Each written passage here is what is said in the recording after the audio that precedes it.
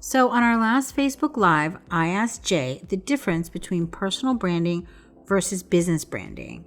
His answer really surprised me. Keep watching the video to find out for yourself what answer he gave me that surprised me. The first step to accomplishing anything is understanding the ins and outs of whatever you're aiming to accomplish. Like if you want to turn on a light switch, you just have to understand, flick this switch and the light comes on. But if you want to repair a broken light switch, you have to understand a lot more.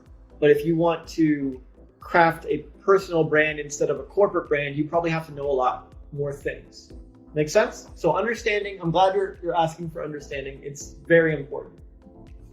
And a brand is mostly just like a reputation. It's a feeling or a vibe or an emotion people associate with your whatever you're branding, your product. And so if I say Howard Stern is a on-air radio personality and he has a brand. It's very abrasive and obnoxious and hyper over the top, like kind of chauvinist and stuff and whatever. And if I say Oprah, what's Oprah's brand? It's going to be a lot more compassionate and a lot more uplifting. Like Howard Stern and Oprah have very different personal brands. So does Cardi B. So does Donald Trump. There are clear emotions associated with these people that don't really happen to your average person on the street. We don't have like a deep emotion that we really associate with normal people because they haven't developed their personal brand. It's not because they don't have one or whatever. They just haven't bothered to turn it up. Trump turns up his ridiculous stuff, right? Howard Stern turns up his stuff. Oprah turns up her stuff. Cardi B turns up her stuff. So for a big brand like Apple, they'll turn up the innovation, right? Innovation is the vibe, the emotion, the thing people get, like classy, luxury tech, artsy tech, innovative, clean, minimal, well-crafted, well-designed tech. That's what we think of when we think Apple, but that's not what you think of when you think Tony Robbins. But Tony Robbins is a huge, successful person too, or Oprah's a huge, successful person. They're a huge, successful brand. And so is Apple. Apple's a huge, successful brand, but they have very different emotions associated with them. And they do lots of different things to foster and focus and clarify that emotion. So there's not really overall, there's still a brand. It's not really a big difference between a business brand and a personal brand. There's still an emotion associated with a thing or a person or a company or a product or an offering. The main thing is with a personal brand, you want to see a person. You want to see a face, right? Oprah is a personal brand.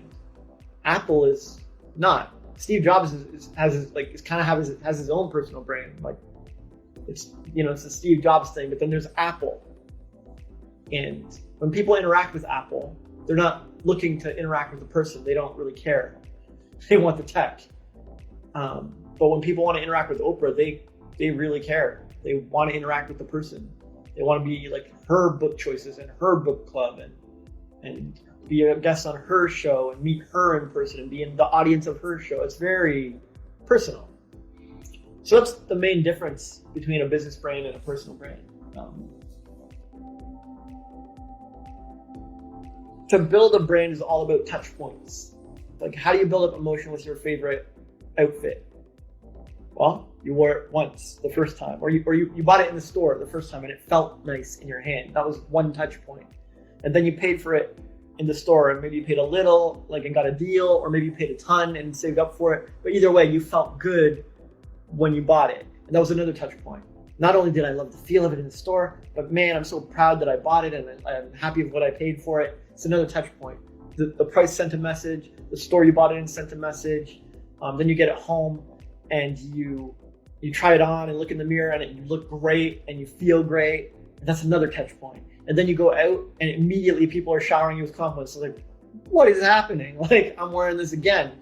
And so all these little touch points contribute to the emotion that you have about that piece. Now, if we have another piece where your mom bought it for you and you weren't really thinking about it and didn't really care, and it was like a throwaway gift for Christmas, and like you could throw it on for painting or whatever, you have a different emotion about this piece. It's your comfy piece. It's your I don't care piece.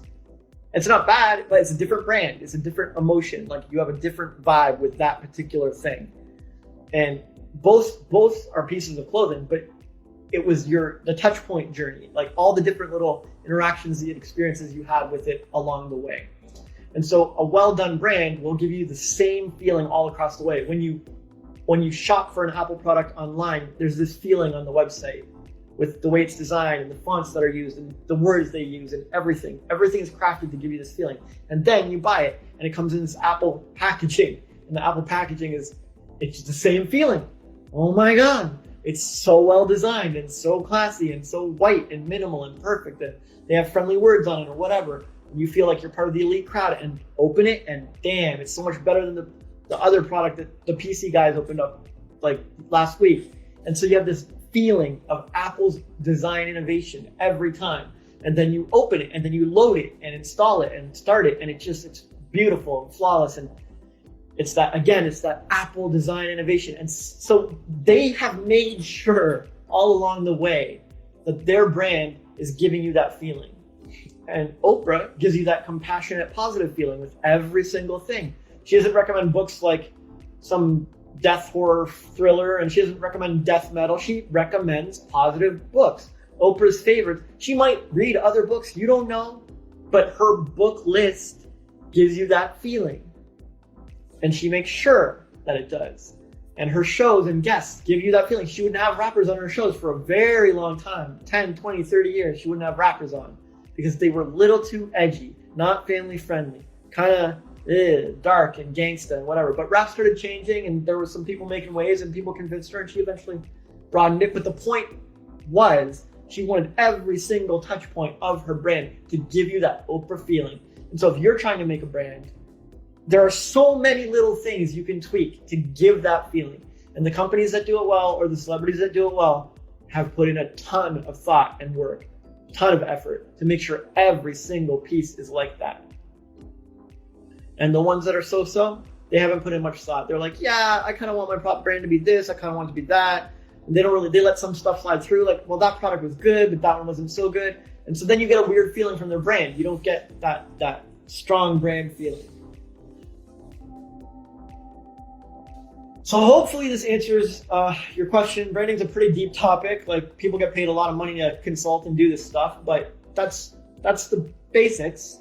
And if you follow it and if you go and fix all the touch points for your people, for your tribe, and for your offering, then you'll have a super strong brand too. Yeah, I mean, a brand is a feeling or a reputation. It's like a combination of a reputation and a feeling. Like Disney delivers a certain kind of thing. That's the Disney brand. It's very easy to spot and it's very easy. You can brainstorm a list of what Disney does to ensure their brand. You're smart, you can figure it out. And you can brainstorm a list of what Apple does to ensure their reputation, ensure the feeling, right? I've listed a bunch of examples. If you put your mind to it, you can think this stuff out, figure this stuff out. It's very straightforward. So Oprah combined both into one. She made a personal brand and she turned it into her business brand. A lot of people do this.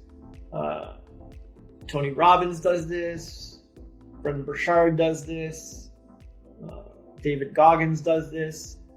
So you have options. You can combine your business brand and personal brand together like they did. Or you can be like Apple. Apple is the mega brand. Steve Jobs has like an okay personal brand, but he didn't really try. It wasn't a big deal. He didn't hide from it. He was out there. He was doing some things and being the face of Apple. But he wasn't trying to give everyone like the same touch points, the Steve Jobs touch points. He did a few things. Like everyone looked forward to his speeches. He's a good speaker, like good persuader. He had the brand of the black turtleneck and the jeans or whatever. There's some things, right? So that's an example of someone who kept a separate business brand and personal brand. Elon Musk has a pretty well-developed personal brand, smoking weed with Joe Rogan and talking about AI and doing these things, sending his own car into space or whatever he's doing. But he also has Tesla, which is a very separate brand. The Tesla brand is separate. So there's nothing wrong with having both, right? And then there's businesses like Coca-Cola, and the Coke brand is huge, but Does anyone even know who runs, works at, founded Coke, did anything with Coke, who's in charge of Coke, who's the face of Coke? Nobody knows. But it doesn't stop them from crushing it, does it? They own like all the drinks market. So yeah, it's more about what you want to do. It's just a personal choice, really. You can always change and pivot. Like when Elon Musk was working at PayPal, I don't think he had any personal brand, but he had PayPal. And PayPal was a pretty solid brand, but he didn't have any personal brand. Later in life, he decided he wanted to be more like that, be more in the public eye and be more branded and be more known for certain things. And so he delivers that vibe most of the time. And maybe he doesn't turn it up as much as Oprah, but he turns it up more than Jobs. So you can do all three of them. But just like in everything in life, you follow your heart and you pick what speaks to you right now. Because it's a lot of work to fix these touch points and fix those touch points for this personal brand and for that company brand and what. So like you might have to choose one. Like Elon, he built PayPal first and got rich, and then he was like, I'll do some more stuff in public. You can take that route, or you could be like Oprah and just be like, I'm gonna build my name for myself. And start out building your name for yourself. I'm unless you have more questions, I'm done with this topic.